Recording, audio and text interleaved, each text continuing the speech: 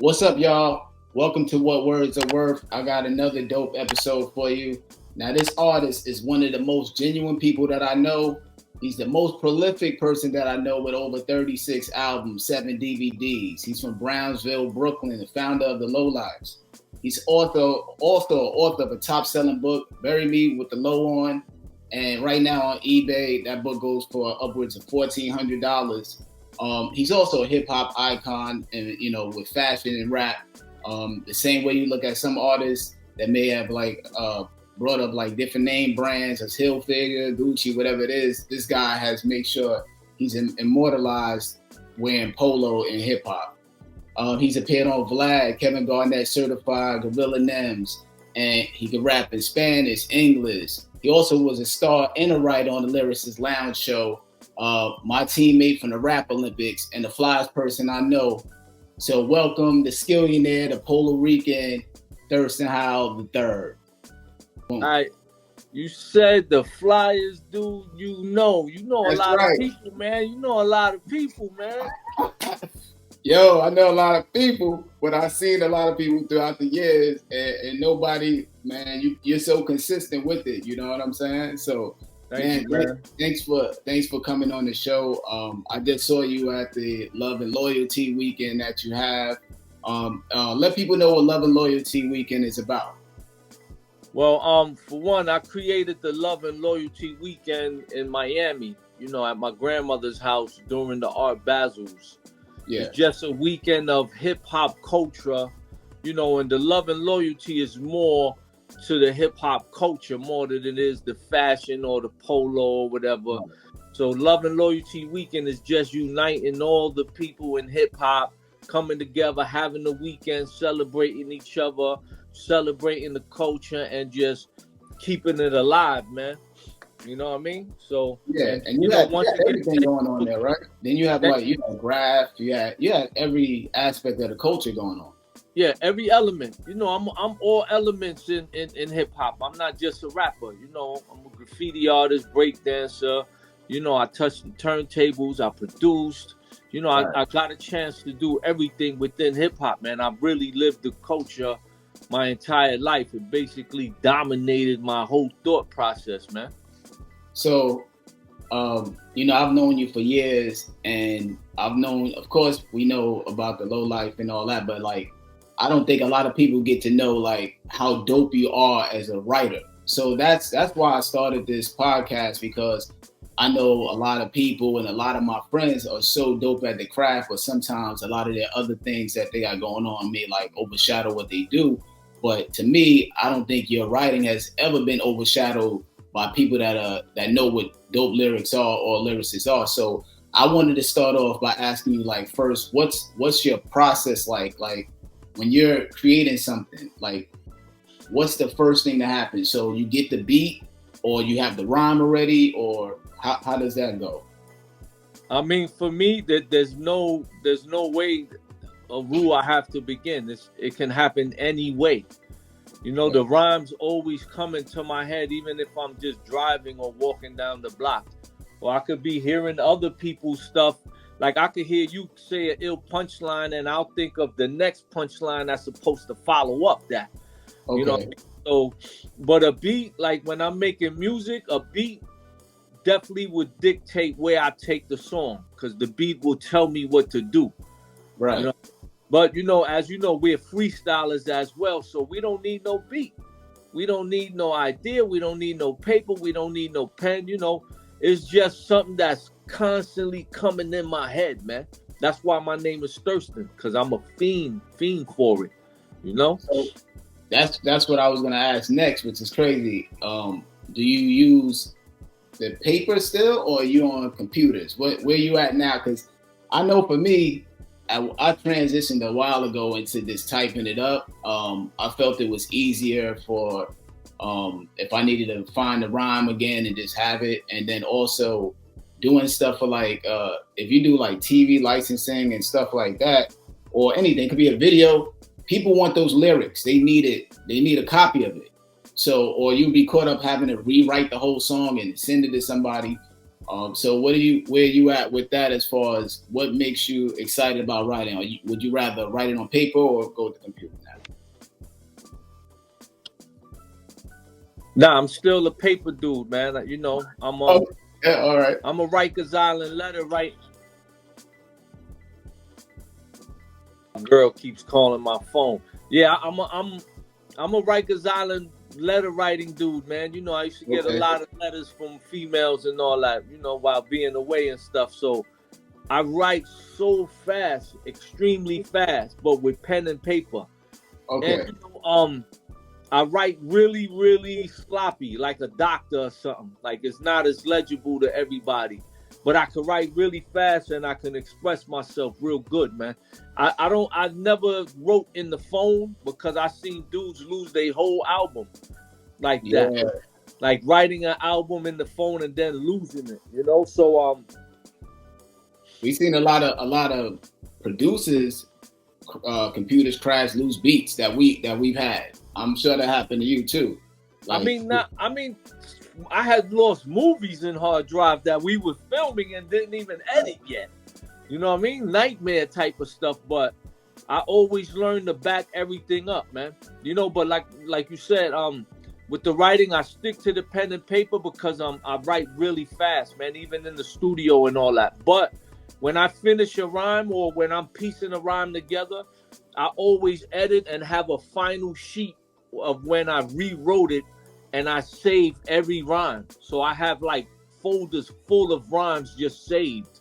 Okay. So in case if I have a licensing situation or I'm doing a music video where the lyrics are needed, I would just pull the page and type it up. And you know, but I won't type it unless I actually need it. But if I need it, I always got folders and stuff I could go back to. You know, I keep them organized.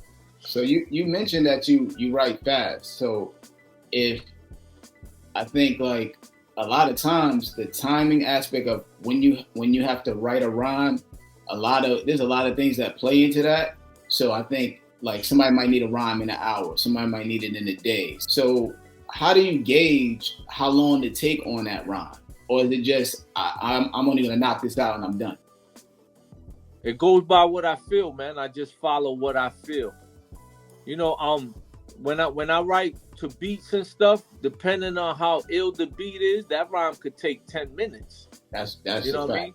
Yeah. And then like, you know, I do a lot of features too for other people, and sometimes they'll send me a beat that's not the best thing I like, but you know, it's a paid gig, so sometimes it'll take me 2-3 days because I'm not really feeling the beat, but I don't want to half step on it regardless, man. So I give it my best effort, especially if people are paying for my time, man. I appreciate that. But I mean, there's no real rule with me to it.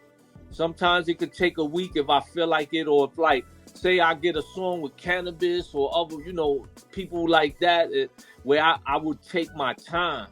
And I would probably write some of it every day, but I would constantly stay thinking on how to piece it together because I want every line to be a body. Right. So that revision process for you. Yeah, sometimes. But most of the times I'll just write it and bang it out, man, because I follow just what I'm feeling, and the beat will usually dictate that. So you brought up something else that I was actually thinking about asking, and then I didn't add the question, but you brought it up. I was like, man, like sometimes when you get a beat that you don't necessarily like, and we're writing for these things, understanding, hey, this is the money for it, whatever the case, I have that same vibe of thinking, when I put my verse on here, it'll elevate the beat. Do you feel the same way when you put your verse down on something you may not like? Yeah. A lot of times, so I try to play with it, you know, where I'm in between the beat or whatever. But right. like I tell most of the dudes that hit me for the feature, you know, send me options of the beat, because right. the more I'm feeling the beat, the better performance you're gonna get out of me. You know what I mean? I want something that I'm really feeling, that way I could be at my best. But you know, I don't turn nothing down. So it's like, if it's not the case, then I'ma still give it my best effort, man. I appreciate everybody who hits me up and, you know, is willing to pay for my time. So it's all good. So yeah, like I said, I think if I had to think about it, I know we both know a lot of artists, but I think you're the most prolific. The productivity of putting stuff out. You got many albums. You got like tripled albums I have and things like that. So how do you balance the quantity and the quality? Because I think even me, I would love to just be like knocking them out, doing this with that, this and that. And then you got family, right? You got family, you got other hustles going on. You got the clothing line, you got the books, you got the scripts. I mean, you got a lot going on. So where's that balance at of making sure the music is always going to be tight, or the movies are going to be tight, the script, everything? How do you balance that quality and quantity? I mean, for me, the quality is balanced in the edit and the mix down. Like, no matter what, I could make a song right now for an album that I'm not really feeling too much. You know, when I dropped it. Yeah. But once I get to that mix down, you know, I do mixing and all that as well. I learned that as long as you know how to mix, you can repair any situation, any song, any beat. You can make it perfect. So I've had songs that wasn't my favorite on recording, but then when I finished mixing down the album, it'd be my favorite song out of the whole album. So I believe in quality and quantity. It's possible. You know, a lot of people think that because you're doing so much quantity, you know, your quality is going to lack. And it depends on how much you love what you're doing. I love what I'm doing. So that's why there's so much quality. You just got to love it more, man. You got to love something and you got to put the passion to it. And with that, at times comes consistency in doing it. You know, you making love to your wife. It got to be often. You know what I mean? It got to be good. It got to be often. And I look at music the same way. I wake up in the morning. I want to make love to the music. And I want to feel that way every morning when I get up. I want to go to bed that way. You know what I mean? So I've learned to balance the quantity and the quality. And even like, you know, when I did my first albums that, you know, I did on 4 tracks and stuff, I lacked quality. And it's only because I never knew I had to do a mix down. I didn't know what a mix down was or any of that. So through all the reviews my albums got, I was criticized a lot on the quality of my sound, not the quality of the hip hop I'm bringing or the rhymes or the punchline. So I always looked at that criticism and I took it in and I listened to what the people were saying on those reviews, and I learned to mix and I learned to get in there and do mix down. By the time I did my 3rd album, I had mixed the whole album down with P.F. Cutting. We were working out of his studio. I did the Serial Skiller album. Then that's when I learned the process of what a mix down was. So after I did that album, I went back in the studio with my 4-track and all that with the first 2 albums and mixed them down just so I could bring that sound quality out and make sure, you know, quality was always intact with everything I did. I think that's what one of the issues that's the problem with kind of the internet. Like, I love the internet because you can put your music out, but I think now you got a kid that's sitting there, they rap, they just hitting the enter button, the send button, you know, whatever the case, they uploading it, the mixing part, they're just like skipping that whole process. They don't care about the mixing and mastering of it, or I don't even know if some of them even know that step a lot of times. Yeah, that's what I was gonna say. They don't know. I didn't know. I thought when, like, I remember I bought my first turntable and a tape deck, right, to record rhymes on it with a mic. I thought it was supposed to sound like a record even then. Like, once I recorded it, it's gonna sound like a record sounds. You know what I mean? Yeah. But that's when I learned, you know, there's a process to it, you know, that and mixing is required, man. And that's when I started learning learning equipment, and learning how to really put out the best quality I can, man, to get my point across. All right, so being you're able to produce, you know, rapping. What do you like? What's the best part of it? Do you like the producing aspect or the rapping, or both? What's your favorite aspect of it? Because I know I've come to your house and You like, yo, I got the beats, you play me the video, you got everything, the whole package of a song together from A to Z. Does it take too much time from you that you're like, I'd rather just get the beat from somebody and rhyme right now, because doing everything is a little too much. So what do you prefer, the producing, the rapping, both? Yeah, I started as a rapper because I loved it, freestyling and all that. I only began producing because, producers weren't giving me beats and dudes wasn't letting me come to their studio. Yeah. So I figured out, how to make my own beats. Like, I would prefer getting beats from other people. Producing takes a lot of time, Yeah. But the best thing I could say about when I produce exactly the type of stuff I want. So my rhyme, like when I'm making a beat, I won't even finish the beat and the whole song came out of me just with the first couple of steps. You know what I mean? So I just learned how to do everything, man. I appreciate everything, but I'd rather have an editor on my video. Like, I edit as well, but I don't want to edit. I don't want to. What are you editing? What program? I'm using Adobe Premiere. Okay. But like I said, I don't want to edit.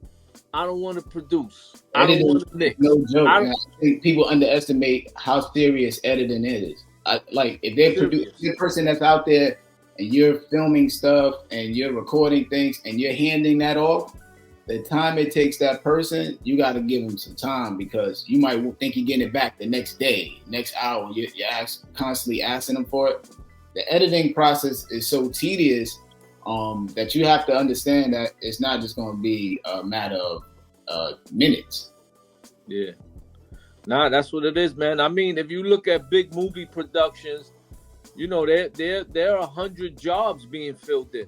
There's 5 editors, things like that. So it's like just to lighten the load on people, man, because this type of work takes a lot of concentration. It takes a lot of hours and all that. So like I said, I would rather have a lot of people in play and sometimes just be the brain in the production. Write the treatment, write the script, and do all the production management aspect of it, and then fill in all those seats. The sound man, the editor, the DP, and all that. I hate having to wear so many hats on a production.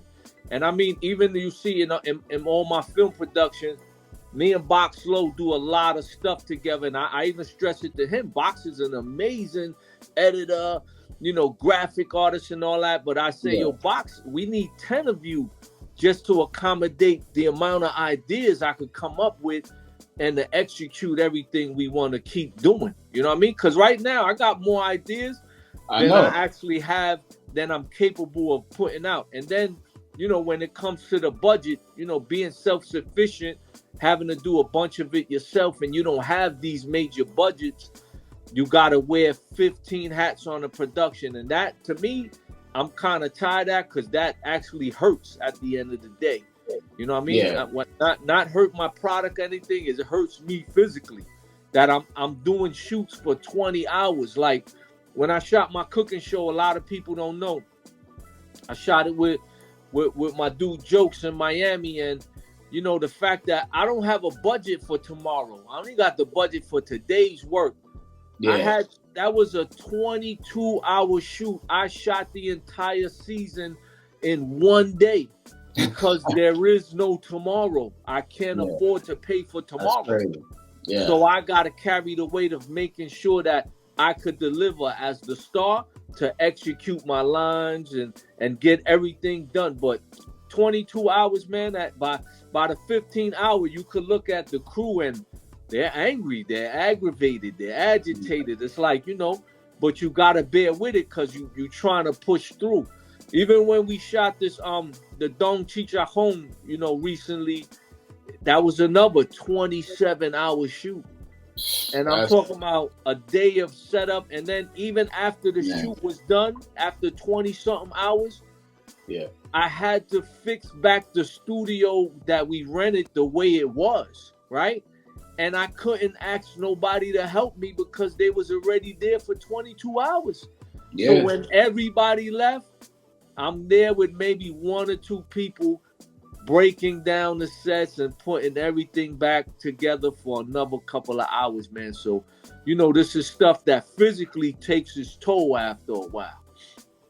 Yeah, I think you got to have a team, and from hearing everything you're saying, that's one of the things that I'll even say. I think in regards to you, I've always looked at like artists at your caliber of being like the Jordan, the LeBrons, right? And the Steph Currys and all that. Like the talent is up there, and high level writers and artists. And then I just sometimes think like sometimes dudes is out here rocking and doing all the stuff, but we ain't got that team. You don't got that coach, you know what I'm saying? So sometimes I look at it like, man, we all got these high levels, but if you don't have that supporting cast around you, you're going to get your 30 a night. You're going to do all that. You're going to make it to the playoffs, but to get the chip, I think it's inevitable. Like you have to have that team, which I think a lot of artists of our caliber have struggled with, trying to do it alone. Of course, you could do it alone and, like I said, get 30 points and, make it to the playoffs. But winning the chip, you got to have somebody to pass the ball to. Yeah, I could honestly say that I've built the teams everywhere, right? Right. But it's just like a basketball game. You're only supposed to play for a certain amount of time. I push the envelope. Instead of playing one game in the night, we playing 5 games. Right. You know what I mean? So sometimes I exhaust my teams out, because like I said, there is no tomorrow with the budget and things like that. Or we got to deliver. Like, I'm so organized in my scheduling when I do productions that I feel like I'm not gonna hire a whole crew and shoot one video. I'm gonna hire a whole crew and I'm shooting 3 videos in that day. I'm gonna maximize, what I'm doing because I know how to organize it. You see, like when we did Lyricist Lounge show and all that, all I had to do was write. I wasn't part of the crew that was putting everything together, within the production. So that was a little easier. It wasn't so strenuous on me. I'm used to usually carrying a lot of weight, man, in the production. And that leads to my next question about like how like your storytelling, right? Like, so doing the lounge show, it was a lot with storytelling. We had to do storytelling, and then still living with my moms. That's so visual, and that all you had to do is just put it on the show. It was not. All we had to do get a set made because it was already visual. So from listening to you rap for all these years, I've noticed like you're able to put your rhymes and put them at a pace that people could understand it. Like it's very clear. But also you're very graphic and able to tell a story. So a lot of times when I'm listening, I hear you bridging things. I'll be like, you'll mention what's going on today, but you mention a story of something that happened back in the days. So where did you develop like that style of like kind of making sure that I'm gonna mention what's happening today, but also let me give you a little bit of history? Because sometimes that's what I feel like I'm hearing things about, like past adventures, something that happened back then that's relevant to now. I think it's just a natural thing, man. I have an impeccable memory, so I'm always dwelling on the past, the future, the present, and then it goes all into my creativity. So my creativity dictates how I put it together or how I want to explain it. Like, and then just living life. Like when I did still live with my moms, I was still living with my moms. I was in the house with my moms at like 27 years old. And, it was a joke to me, but I wasn't ashamed. It was like this. I'm part of a family structure that I like. I ain't care about being out there more. I want to rock with my family. I want to be together in a household. So I learned to just utilize everything within my life on how I put it or write it. I remember one day coming home from work and driving a big cube truck and parking it, right? Yeah. In my projects. And I remember how I reversed and how I put it's a truck full of equipment and how I backed it up against the wall so nobody could open up the back to steal the equipment and things like that. As soon as I went upstairs, everything I did went in a rhyme. And that just came out naturally. that wasn't my focus to do that. I talked about how I turned the steering wheel and back to it just came out naturally. And that's one thing I make sure I utilize. Just my everyday experiences will go into what I'm doing or what I'm writing and making it clear. If it's in my mind clearly, then I can express myself clearly. Yeah, that's what when I hear you rhyme, that's what I hear. Like, it's like you're gonna start here. You may say something like about Brownsville, then you'll say something that happened, and then you'll say what came of that, and then you can start in the next few lines, and it's like mini stories. A lot of times, it's a lot of mini stories in that rhyme. But I always like the pacing of it, because when you're saying it, it's not too fast that nobody can catch it. I can listen to it, but I'm also along for the journey with the rhyme, with the pacing of it. So when you get certain beats, how do you distinguish, okay, for this joint right here, I'm gonna tell a story on this one, but the flow, I'm gonna probably change it up, because you also you know how to rap in English, Spanish. I mean, you do it all. So like, how do you distinguish what's that gonna be like on that track? Like rapping in Spanish. What made you start that as well? Well, for one, when it comes to what I decide to do, the beat tells me everything. When I'm writing to a beat, I follow what the beat tells me what to do. The way it drops, the way it impacts, it's up to the beat. Now, what made me start rapping in Spanish? Well, I didn't start rapping till I was like 26 or 27, as far as seriously, right? Yeah. So from the beginning, I was born before hip hop. I heard everybody who ever came through the door. And I was always amazed by Spanish rap early. Like, people think that's something new. It started in the beginning of hip hop. I always got to shout Mr. Schick. The Mean Machine had that song Disco Dream. When I first heard that rap, I remember playing that record 1,000 times or picking up the needle just to play his parts and listening to it. I remember when Nice and Smooth did, Hip Hop Junkies in Spanish. I was amazed. Yeah, that was amazing. Things like that. Everybody who did something in Spanish amazed me. And this was before I was rapping. So as soon as I began to rap, I immediately started doing Spanish raps. Immediately, as soon as I started rapping. If you notice, when I started on my first album, there was always at least 2 songs in Spanish. And then the crazy thing is, when I met Master Fool and he started being with me every day, he spoke Spanish fluently. So he would push me to do more Spanish songs because he wanted to do Spanish songs. So that's what's crazy about our combination, where, it's me, I'm Puerto Rican, but Spanish Master Fool is straight black. Right. But he can speak the dialect, he could do all that. So that's why me and him did a bunch of Spanish songs together and all that. But then after a while, being honest, I really didn't grow up knowing too much about Spanish music, or even my Spanish wasn't really that good. So as I did all these English albums and kept dropping 2 Spanish songs on every album, then one day I decided just to do a full Spanglish album. And I started studying salsa. I started getting in, I started hanging with more Spanish people that only spoke Spanish. I grew up in Brownsville. I didn't really grow up speaking Spanish too much because I didn't really have people to speak Spanish to. You know what I mean? But to me, Spanish is the key to dominate this game. Like, at any case where I get a major situation or major distribution, I'm going all Spanglish on. Because I will be a hard act to follow. It's not something that many people can do in the way that I do it. Pure raw hip hop. And then I do Spanglish to where if you're white, black, or any other nationality, you can listen to my shit and get it. You'll understand it because I go back and forth so much in English and Spanish, and it's still hard body hip hop.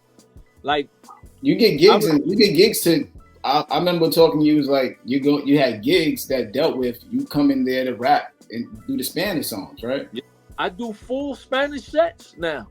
You know, I've traveled to different continents because of my Spanish stuff. It really took me to a whole nother aspect of things, man.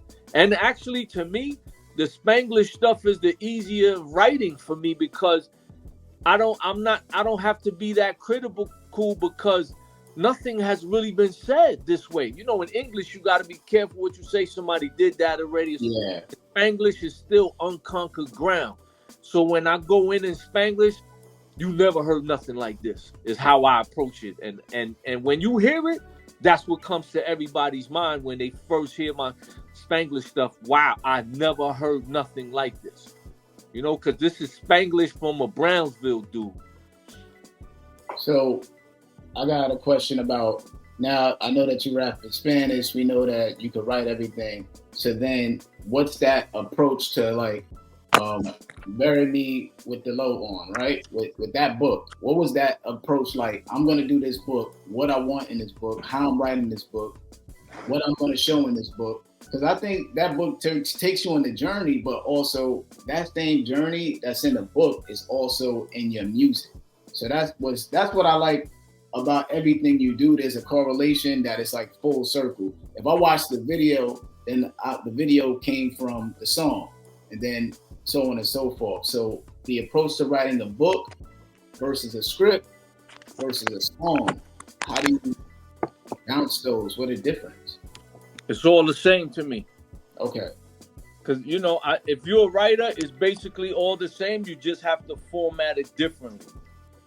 I mean, writing a book, to me, writing stories about my life and all that, you know, I'm working on the next book now, right? Mm-hmm. And that just flows naturally. And just like I said, as far as the quality and quantity thing, I just flow and let it come out. Then when I type everything up, then I start editing, making adjustments, adding on, you know, evaluating more on certain parts and things like that. So the whole writing process for me is easy in any form. I think I would consider myself a natural writer because, you know, I didn't have much education. I didn't go to school and things like that. But when I was in the 3rd grade, I lived with my Christian aunts and uncles and stuff while my mother was in prison. And they pushed me as far as church and reading the Bible and memorizing scriptures and studying this, to where it had an effect even in school, where I remember scoring a 7.9 reading score in my school in the 3rd grade. And that was because of how much they pushed me into reading and memorizing stuff that had to do with church. But then I give a lot of my credit for writing from being locked up. You know, I was a dude where, you know, I had a lot of women that would write me, you know, and if I got 5-6 letters a day, I would write back everybody in the same night because I wanted to keep the flow of the letters going. So, and you know, I'm not a 1-2 page dude when I was writing back. I'm writing stories. I'm writing romance novels to these women and things like that. So that really helped define my pen heavy. Or I just wanted to be entertaining to the women in how I wrote because I want to respond. You know what I mean? And even I was the dude that other dudes would call me, you know, come to me in jail like, how much, you know, I want you to write my girl back for me because she don't respond. And I guarantee to get you a response, you know, for a certain price. Right. You know, but I credit it to that, man. I spent a lot of time writing, man, while locked up, man. Stories, and I really developed my whole writing style there just to keep my mail flowing, man. So what inspires you to finish? Like, I think that's one thing that I could say. If me and you probably know, man, tons of people, they want to do what we do. They want to write the books. They want to write the scripts. They want to write the music, the songs, but they don't finish. So how do you have that drive in you to say, I'm gonna finish this? Me talking to you, we talk off camera, and you call me about some idea. I have no doubt that the idea is gonna happen from you. You know what I'm saying? I already know. Whatever you say, yo, I'm thinking about going over here and building this. I'm just waiting until it's finished being built. So where do you get that drive to like complete stuff? I believe that drives come from the lack of having once upon a time. You know, when I was young, I was very creative with my toys and things like that. You know, I don't remember getting Christmas presents and things like that as a kid. You know, I would make my toys, man. I would make my nunchucks. And I remember when I saw a Master Killer movie, I made the 3-section nunchucks. You know, I stole my grandmother's broom. I stole the chain that you walk the dog with. I clipped the chain. I cut up the broomstick. And then I nailed it together and I made chucks. So I believe I execute with everything that I start. I have to complete it. And that goes beyond music, film, and all that. You know, I'm a painter. You know, everybody knows I paint houses for real because I love to paint and it's therapeutic. So I didn't know that. I didn't know you was a painter like that. I didn't know that. You came in my crib. This is all my work. This is how I do it.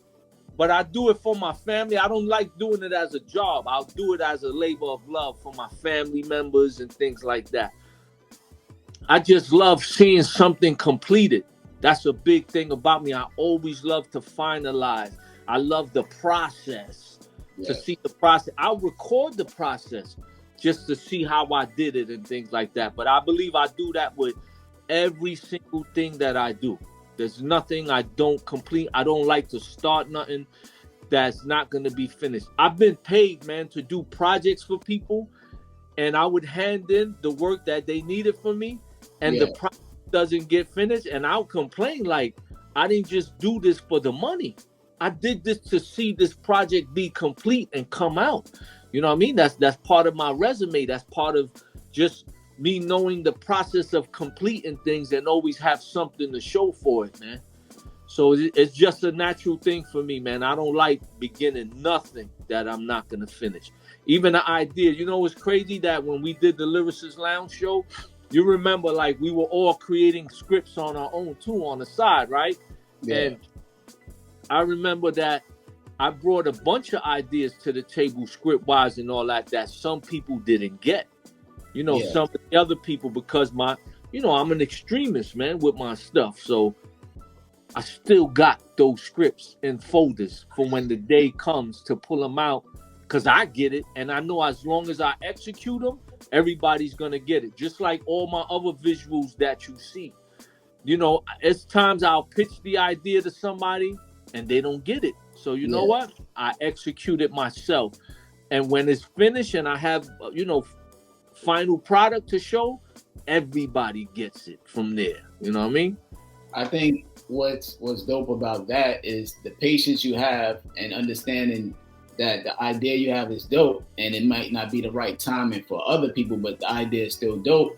And I can attest to that because people may not know the first season of the Lyricist Lounge show, you were there watching everything get put together, learning the craft of how television ran and everything. You were right there with us. You weren't on TV yet, but the second season you came back, you got your own sketches on there. You rapping on this TV. So I think that's a testament to what you're saying. You were there pitching ideas, but you were patient enough to observe what's going on until you got your opportunity. I believe it didn't go that way. I was there on the first season as Master Fool support. Right. Because I wasn't included on the show, and I didn't want to, I didn't want to overstep anything. If you remember, I never sat in anything, and I never sat at no readings. I didn't present no ideas or nothing. I just stayed in the crib a lot, working on my own stuff. You know what I mean? When we was in that big haunted mansion up there, you know what I mean? So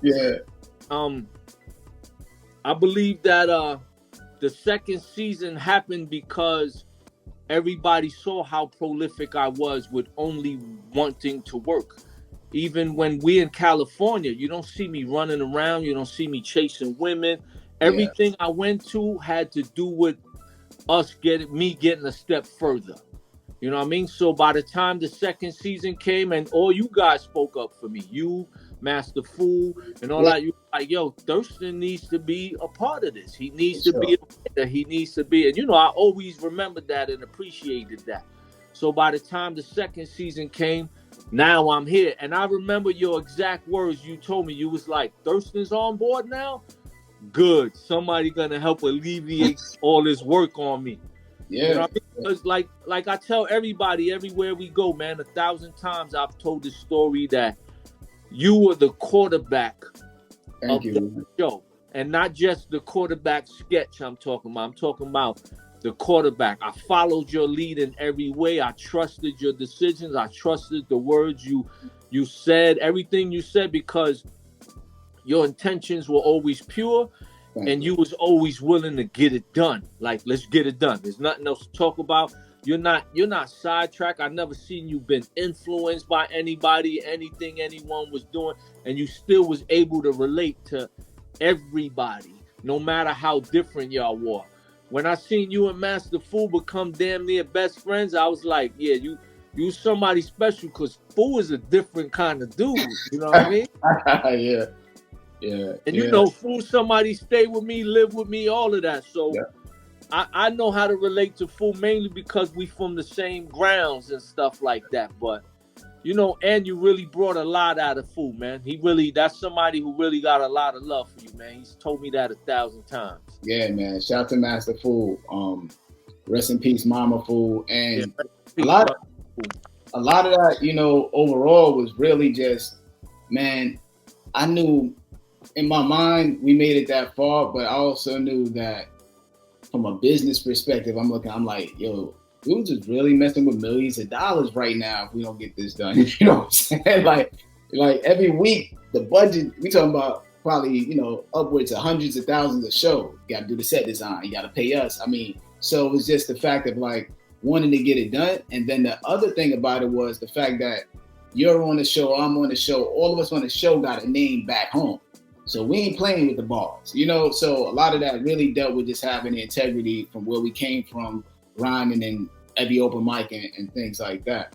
I want to tell you, it was an opportunity in a lifetime. Opportunity. I think to this day, you know, that has been a staple in my life. You know, there's a lot of people, maybe a generation below us and so on, that to this day remember that, because when I was doing that show, I was like early 20s. So those kids are like in their 30s right now. So there's generations there that have seen it, and even a little bit younger than that. So to this day, we're able to still do things, you know. So shout out to Lyricist Lounge, Danny, Anthony, Jay, Perry, all of them. You know what was crazy about the show? Like I was saying, when we did the show, it was on MTV and everything. Remember, prior to that, I just finished working for MTV for almost 10 years before we got that show. Right. I worked production and I worked behind the scenes. So I was already seasoned on how a production works. You know, I got massive years of experience, and not as a writer, as production crew, you know, from the management to the gaffer, production assistant, everything, man. So I quit the job once my mother passed away in 98. So when I resurfaced at MTV now on the Lyricist Lounge show as a cast member and a writer, little did everybody know, a lot of the people that were there, I knew from when I production. You know what I mean? Even though we were in Cali, a lot of them were bi-coastal. So to actually come back into MTV on a whole nother aspect as a cat, I don't think anybody ever expected that out of me, or even believed that I would be on that level now within the production space, to really, because nobody really seen me as an artist. When I worked production at MTV, I didn't even let people know who I was, really. I never got dressed. I dressed like a bum every day in my work clothes, and I didn't speak much because I didn't want to ruin the opportunity with people finding out, you know, I'm this street legend or whatever with for this or that. So I just kept my mouth closed, man. But to come back to the Lyricist Lounge show was a big thing for me. So along that journey, people may not know that we were on the Rap Olympics team together. So it's me, you, Eminem, Juice, Quest and Mad Lad. Shout out to Windy Day, putting us all together to do that. Shout out to Craig G. I always say he was with us. You know Craig G was out there with us. He was sparring with us and all that, getting it in. I always, from that situation there, I think that also can show the level of lyricism that you have. We're talking about it's basically an all-star team. So that all-star team, you're part of that all-star team, I think also is a testament to how dope you are and how lyrical you are with writing, and being part of that team. Having you on there, I always felt is well regarded and necessary. So so for people to, I'll show like the picture of that. But the Rap Olympics, for those that don't know, it's basically like the Olympics, but rapping sports and doing different obstacles, maybe rap about blue, maybe pull something out of a hat and so on. So I wanted to make sure that people were able to make that connection to give you, your flowers about how dope you are as well in there. So I got one last question for you. Hold on. Let me add. And don't forget that from that whole experience, we got to do the Sway and Tech show when we were out there. We did get to do the Sway and Tech show from that. And I still got my award right here that we received from that night we was on the radio. And I could sit here and say that was my first time ever on the radio. Oh wow, okay. I thought you never did like Stretch Armstrong, Bobito, or NYU? Not before that, 97. Remember, I was a brand new rapper in 97. I just started in 96. Wow. So all this experience was brand new for me, but to get that award, and I believe you got the same award, M got the award, like they gave the award to like 2 or 3 of us for like, the most unique style scene at this time and things like that, man. So that was an honor, man, to be sharing that. When you get a chance, take a picture of it so I can throw it in here so people can see it. Unless you got it right there, let the people see it. Hanging. This is on my mantle over here, man. But this is the Outstanding Mic Skills Award, 1997 Sway and Tech show. You see that? I even sent Sway a picture recently to show him. Yeah. Send me a picture, man, because I want to put it on there so the people can see it closer too. Do that after we hang up. So, all right, man. So I usually do a top 5. I've done a top 5 I try to do top 5, favorite of different things, but depending on the person, I try to cater it to them being the top 5 of what they do, So knowing that, you're the king of fashion in my eyes with it, especially with Ralph Lauren and stuff, I was like, yo, what's your top 5 favorite low polo pieces? What are your top 5 polo? Now I'm gonna show some pictures of me wearing some polo when I was young. I had the Indian head jacket, Yeah, I know. I already know how you do. I had the horses. I had the one with like the Stampede of horses sweater. Mm-hmm. I had some joints, man. I had the boots. So I'm gonna put a picture in there with me wearing some polo when younger too. So what it like, what's the top 5 Ralph Lauren polo pieces in your mind? I mean, there's a lot. It's just like when they ask me my top 5 rappers, I'll be like, there's no top 5 rappers to me because of the eras. There's so many hip hop where I had a favorite, and the same is with the polo. You know what I mean? So, and the same goes for the logos. Polo made so many logos that I was more intrigued by the logo when I chose the actual shirt or sweater I wanted. And I would have to say the cross flag logo is my number 1. Okay, all right. Because I tattooed it on my stomach too, real big, the cross flag. Okay. That was the 87, 88, because that was a real dominant, a dominant year for me where I really was dominating the cross flags, the button ups, the visors, the socks. Yeah. The water shoes, the moccasins, like I went hard with the cross flag, the hoodies with the stripes. So I would say cross flags number 1. Okay. I would give the universal like number 2. Okay. I'll make sure I rap today for you. Yeah, the cookie is another one. I was gonna say the cookie because I had the boots. Yep, all of that. So it's more about that kind of stuff, man. It's like the logos. But as you know, I'm more into the home accessories with the low stuff, man. That's my favorite stuff right now. Now what's the I try to tell people when I'm like, yo, this guy has like everything, man. Like rugs, everything. What's your favorite maybe wild accessory thing that you own that people may not think that you have or own? Because I've seen some of the stuff and I'm like, yo.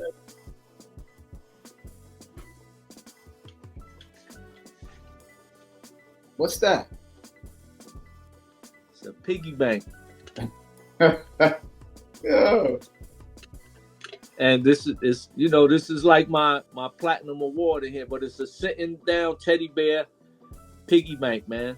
Silver. This is really heavy too. You can knock somebody out with this. But see, that's the stuff I never even knew they made stuff like that. Yeah, but see, for me and my collection with accessories and all that, I could honestly sit here and say that majority, a good 80% of this stuff was gifts from my family, my children, right. Stuff that I just saved all these years, man. Stuff that I got since the 80s. You know what I mean? So it just accumulated. You know, I come from being poor and all that, so I really learned how to appreciate and take care of every little thing I ever received and make it last forever. Just like we did with the clothes, you know, with the clothes from the 80s, having the sweater, keeping it in a Ziploc bag where we could sell it now in the new millennium for $800. You know, that right. Came from me just trying to preserve it because, you know, I'm poor. I don't want to ruin anything. I want to keep things fresh. I want to keep things mint.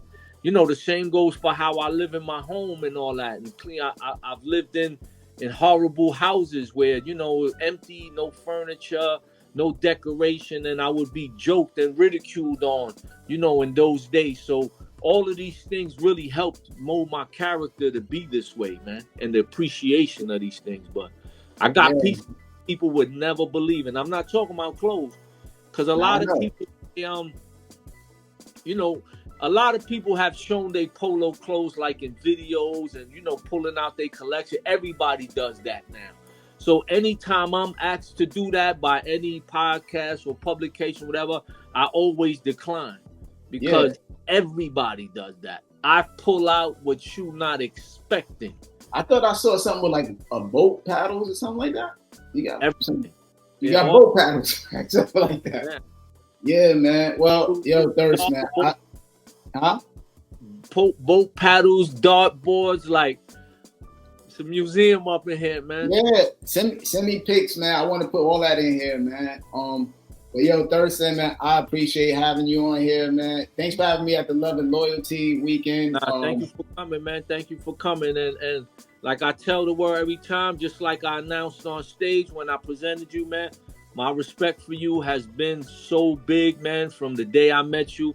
And just to see everything you accomplished and achieved, man, my respect is massive, man, for who you are as a person, your skill, your ability, and just your strive, man. The way you're going about doing what you're doing and everything you're involved in doing now, from your education to your teaching, your books, and yo, you somebody I admire, and you're a great influence, man, and you give me inspiration to do more, man, because, you know, we came up at the same time, man, and to see you still flourishing and moving forward, man, I'm proud to call you my friend.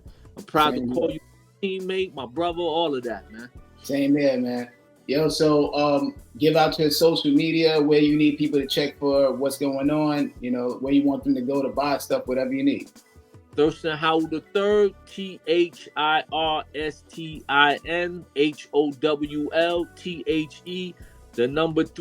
3RD.com. That's my website, all the merch, the music. Same for my Instagram, Thirstin Howl III, same spelling. My Facebook, Victor Thirstin Howl de Jesus. You know, you can find me everywhere. Same with my YouTube, all the same spelling, man. Go check out my 200 videos with 200 more coming. You know, go peep my 100 albums with 100 more coming. I was just in the lab yesterday mixing down the next album to drop, you know, early in the new year. It's massive. I already got joints. I just gotta leak it real quick. I got this joint right I did called Character. It's about, Thirstin Howl was a character on his music, but it's me, Dana Dane, Humpty, Snagglepuss. It's like full of all the rappers who are characters. No. Man, produced by my nephew Zay Skills, with Supernatural on the hook and reggae. So, man, a lot more stuff coming, man. A lot more stuff. I mean, ideas, man, unlimited with the ideas. So I'd like to thank everybody for tuning in. So I ask you before we go, what are your words worth? Peace. Yeah. Sign up now at elevate.miami.edu for my course, Organized Rhyme. At the word legacy, while involving some wordplay, I'll use the first syllable to build upon. We'll use the first syllable, leg. For the second syllable, we'll use an. And for the third syllable, we'll use the word knee. So now we have leg and knee. Can we use it in context with legacy? Let's just see. Wordsworth Productions with a S.com for all merch. I got 2 books available right now. What Words Are Worth Volume 1, and I also have a children's book called Socks. Age range from 12 to 15, so it's kind of like the middle school and high school age range, but adults can read it as well. Shout out to our sponsor, the Wizker. If you're into skincare, the Wizker will help prevent razor bumps and make sure you got smooth skin all around. Make sure you order it on Amazon, the Wizker.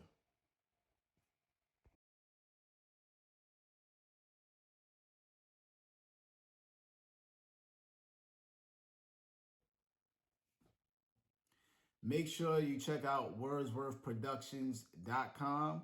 There you can book me if you want to book me for shows, consultations, panels, and things of that nature.